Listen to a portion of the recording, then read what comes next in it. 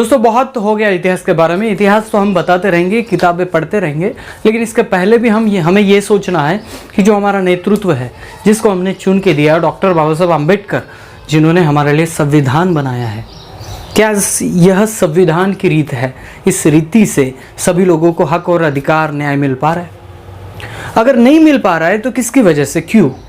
ये सभी बातें आज की वीडियो में चलते हैं। पहले मैं बात करूंगा माननीय पंतप्रधान मोदी साहब की। इस प्रधानमंत्री कालकिर्दी में अगर हम आदिवासियों की बात करें, यहाँ के ट्राइबल लोगों की बात करें, इंडिजिनस पीपल की बात करें, तो ऐसा कोई भी काम नहीं है जो आदिवासियों के बारे में किया गया हो। हालांकि उन क्षेत्रों में भरपूर मात्रा में मोदी साहब गए हैं जहाँ पे ज़्यादा से ज़्यादा ट्राइबल लोग रहते हैं।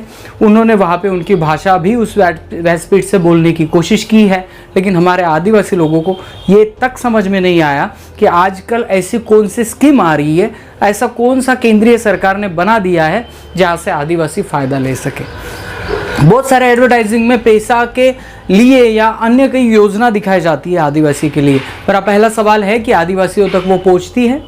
क्या आदिवासी उस योजना को समझ पाता है, या सिर्फ और सिर्फ ऐसे ही बना है आदिवासी की यूज़ किया जाए और छोड़ दिया जाए? सभी जो युवक हैं उनको निवेदन है कि आप इस वीडियो को पूरा देखें, क्योंकि इस वीडियो में क्या क्या हुआ और क्या क्या नहीं, ये भी आपको बताया जाएगा। पहला पॉइंट मैं लेता हूँ, यहाँ पे चल रही है धर्म कोड की बात, धर्म कॉलम की बात। देखिए दोस्तों, धर्म कोड कोई होता नहीं, ऐसे कोड नहीं मिलता है, तो ये कॉलम होता है जो जनगणना में, हमारे कॉलम में हमारी जगह दी जाती है और हमारी जो जनसंख्या है वो उसमें होती है। अगर हम किसी धर्म में चले जाते हैं, धर्म में गिने जाते हैं, तो हमारी संख्या पता नहीं चल पाएगी।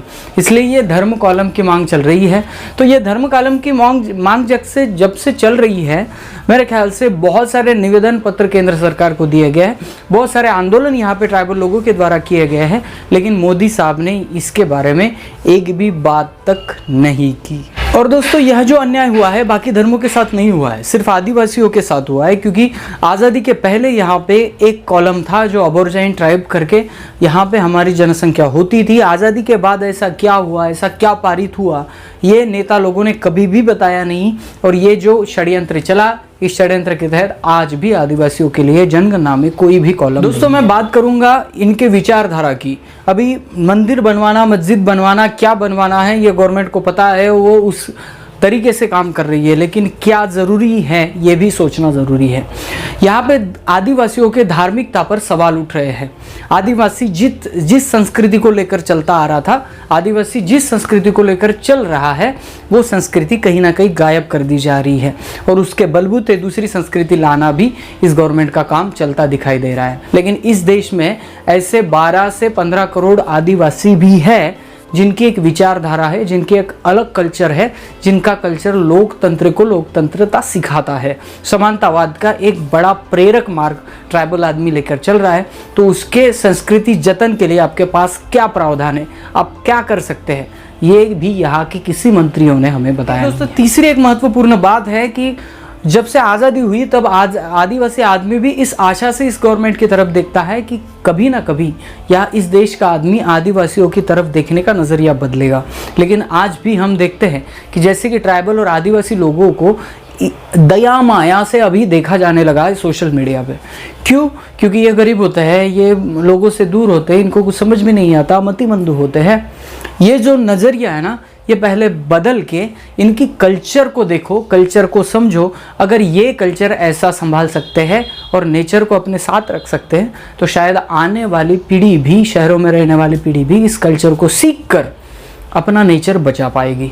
तो लोगों का जो नज़रिया है कि आदिवासी यार बैकवर्ड एरिया, आदिवासी यार बैकवर्ड एरिया, ये नज़रिया भी चेंज होना चाहिए। क्या इसके लिए सरकार, क्या इसके लिए गवर्नमेंट कोई प्रयास कर रही है? अगला पॉइंट आता है बेरोजगारी का। जी हाँ दोस्तों, बेरोजगारी मैं आपको सीधे तौर पर बता दूं कि यहाँ पे जो भी बड़ी बड़ी फैक्ट्रियाँ बनी हैं, बड़े बड़े स्टैचू ऑफ यूनिटी की बात कर लीजिए आप, या कोई सरदार सरोवर डैम की बात कर लीजिए, यहाँ पे ज़्यादा से ज़्यादा क्षेत्र आदिवासियों का गया है और आदिवासियों को उस क्षेत्र से हटाया गया है। उसके बाद पूछा गया कि क्या आपको उसका मुआवजा मिला, तो आज भी ऐसे कई आदिवासी हैं जिनको मुआवजा नहीं मिला। स्टैचू ऑफ यूनिटी की बात ले लो, किसी टाइगर जोन की बात ले लो या किसी भी क्षेत्र फैक्ट्री के बारे में देख लो, जो उद्योगपति है उनको तो फैक्ट्री चलाने के लिए मिल जाता है, लेकिन आदिवासियों की जो ज़मीन जाती है वो ज़मीन का मुआवजा भी उस आदिवासियों को मिलता नहीं है और आदिवासी वो बेघर हो जाते। और इसी कारण से ज़्यादा से ज़्यादा बेरोजगार बढ़ी है। बेरोजगारी का फ़ायदा ये पार्टी के लोग उठाते हैं, हमारे बच्चों को गुमराह करते हैं, झंडे पकड़वाते हैं, दंगे करवाते हैं, जिसमें हमारा बच्चा अंदर हो जाता है, जिसको इस विचारधारा से कोई भी लेना देना नहीं है। तो एक बड़ी साजिश है कि इसके तहत हमारे बच्चों का माइंड वॉश किया जाता है और धर्मों के झंडे उनके हाथ में पकड़ा दिया जाता है। हालांकि मैं एक कहूँगा कि आदिवासी धर्म, आदिवासी जो आदमी है वो किसी भी धर्म में बांधा नहीं जा सकता, उसका एक अलग स्वतंत्र कल्चर। तो चौथी बात आती है कि जब हम ये सवाल पूछे तो ये लोग बताते हैं कि नहीं, हमने तो आपके लिए अपॉर्चुनिटी दी है, संधि दी है, मौका दिया है, आप पढ़ो, आप ड्यूटी पे लग सकते हो, ये लग सकते हो, वो लगते हो। मैं आपको बता दूं, अभी आप पुलिस भर्ती होगी, पुलिस भर्ती में किसी भी ज़िले की एक लिस्ट निकाले जिसमें किस बच्चों ने पार्टिसिपेट लिया। मैं आपको बता देता हूँ 30% से ज़्यादा आदिवासी बच्चे वहाँ पे दौड़ते हैं, लेकिन बात ये होती है कि उन आदिवासी बच्चों को नौकरियाँ मिलती हैं जो बोगस प्रमाण पत्र बनाए हुए हैं। हर साल महाराष्ट्र में नहीं तो बाहर स्टेट में भी बोगस के मामले सामने आ रहे हैं और हमारे जो लोग हैं जो वैलिडिटी बना के देते हैं ना, वो लोग भी 5-5, 10-10 लाख जो अधिकारी है घूस लेकर लोगों को वैलिडिटी बना के देते हैं बोगस वाली। और ये बोगस जो लोग आदिवासी बनकर सर्टिफिकेट में खड़े हुए हैं, इनके पूरे अंदर में नौकरी जाती है और रियल जो आदिवासी है, जिनके लिए योजना बनी, जिनके लिए आरक्षण बना, वो आदमी वैसे की वैसा रहता है। तो कैसे विकास होगा? गवर्नमेंट क्या इस बोगस लोगों की तरफ बहुत बड़ी ध्यान दे रही है? अगर नहीं दे रही है तो इसकी क्या वजह है? दोस्तों, पांचवा और लास्ट जो मुद्दा है वो है अस्तित्व का। दोस्तों देखिए, आज की भीड़ में मेरा धर्म बड़ा और मेरी विचारधारा बड़ी, ऐसे लोगों का कहना है। और इस विचारधारा में अगर आदिवासी आदमी अपना अस्तित्व बना नहीं पाता, अपनी भाषा, अपनी कल्चर, अपनी संस्कृति को अगर जतन नहीं कर पाता, संभाल नहीं पाता, तो वो कहीं खो जाएगा। और इस खो जाने का एक बहुत बड़ा डर ये है कि इस देश का जो प्राचीन इतिहास है, जिसे हम प्रागैतिहासिक इतिहास कहते हैं, पुराण पाषाण युग कहते हैं, वो भी मिट जाएगा। क्योंकि आदिवासी कल्चर ही आपको बता सकता है कि नेचर के साथ जीना कैसे है। और ये सभी जो बातें हैं, अस्तित्व की बातें हैं, इन सभी बातों का एक अगर हम सूची निकालें और मोदी सरकार की तरफ आशा से देखें तो एक बात हमें ज़रूर नज़र आती है कि इन लोगों ने वोटों के लिए हमें प्रॉमिस तो बड़े किए, लेकिन निभाए कुछ नहीं। उल्टा ऐसा हुआ कि लॉकडाउन के स्थिति में भी बॉक्साइट के मामले में घर उजाड़े गए थे। उल्टा ऐसा हुआ कि आदिवासियों पे जो अन्याय अत्याचार होता है उसको किसी भी मीडिया में हेडलाइन में नहीं दिखाया जाता है। आदिवासी बच्ची ने कुछ पराक्रम किए तो वो बड़ा नहीं होता है। तो इसका मतलब ये है दोस्तों कि यहाँ का मीडिया और यहाँ की गवर्नमेंट अपने फ़ायदे के लिए काम करती है, आदिवासियों के अस्तित्व के लिए इनका कोई लेना देना नहीं है। अगर आप आदिवासी युवा है तो आप अभी तक समझ चुके होंगे कि ये जो साजिश है, ये साजिश सिर्फ वोटों की साजिश है। तो हमने क्या गलती की? हमारे एरिया में जो भी चुन के आता है, क्या हम उससे सवाल पूछ सकते हैं, पूछ पाते हैं कि हमने आपको वोट दिया तो आप हमारे काम करते क्यों नहीं? अगर गवर्नमेंट आदिवासियों का भला चाहती है तो उस एरिया में पैसा और अनुसूचित पाँचवीं अनुसूची के तहत जो कानून आता है वो लागू क्यों नहीं होता? आदिवासियों के लिए जो 5वीं अनुसूची के लिए जिन लोगों ने आवाज़ें उठाई, उन लोगों को क्यों जेल में बंद किया जाता है? ऐसे अनेक तरह के सवाल आज पड़े हैं और दुनिया देख रही है कि कहीं पे सुशांत सिंह राजपूत क्या होता है, कंगना ट्वीट क्या करती है और अलग अलग तरह के प्रोपेगेंडे हमें नज़र आते हैं। लेकिन इन प्रोपेगेंडे में किसी आदिवासी इंसान को पद्मश्री मिला, ये बात कोने में पड़ी रह जाती है। हमारे आदिवासी लोगों ने जो पराक्रम किए उनकी गाथा कभी भी दोहराई नहीं जाती। सिर्फ आपके वोटों के लिए आपके मंच पे जो राजकारणी आदमी आता है वो आपके आदर्शों वीरों का नाम इसलिए लेता है क्योंकि उसको वोटों की राजनीति करनी है। आदिवासी कल्चर से किसी का लेना देना नहीं है। अगर ऐसा होता तो यूएनओ ने जो आदिवासियों के लिए हक और अधिकार की सूची दी है उसका पालन इस देश में होता, लेकिन ऐसा कुछ नहीं है दोस्तों। तो फिर एक बात आती है कि अगर गवर्नमेंट इस बात को ध्यान में नहीं रख रहा है तो हमें क्या करना पड़ेगा? पहली बात है दोस्तों, सबसे पहले अगर किसी सरकार को समझाना है कि आदिवासी क्या है तो उसके पहले हमें समझना है कि हम क्या है।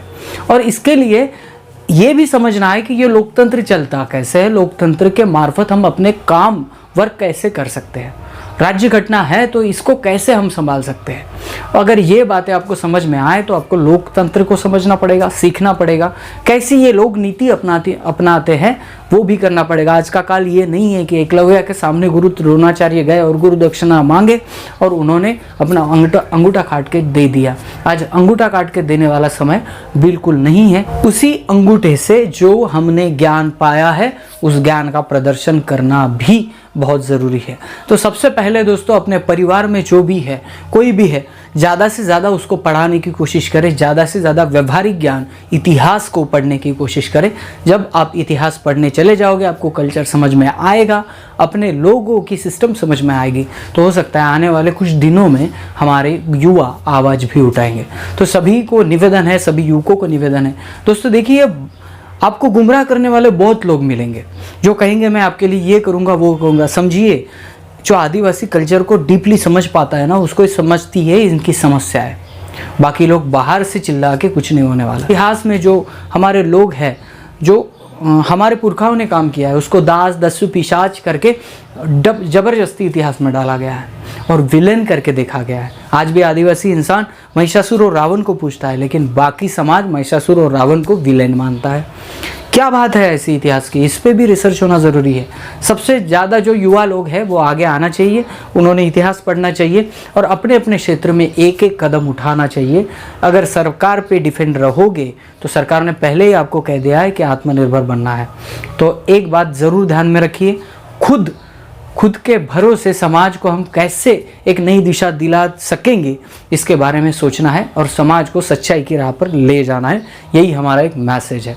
तो दोस्तों आज की वीडियो में एक ही, जो लोग कहते हैं कि नहीं हमारे सरकार बहुत अच्छी कर रही है, तो आदिवासियों के लिए क्या किए, ऐसे 5 काम मुझे कमेंट में बताइए, मैं भी आपको मानूंगा। तो दोस्तों वीडियो अगर पसंद आए तो लाइक शेयर कमेंट कर देना। मिलते हैं अगले वीडियो अगले टॉपिक के साथ। तब तक के लिए जय सेवा, जय जोहार, जय आदिवासी, जय गुणवाना, जय भीम।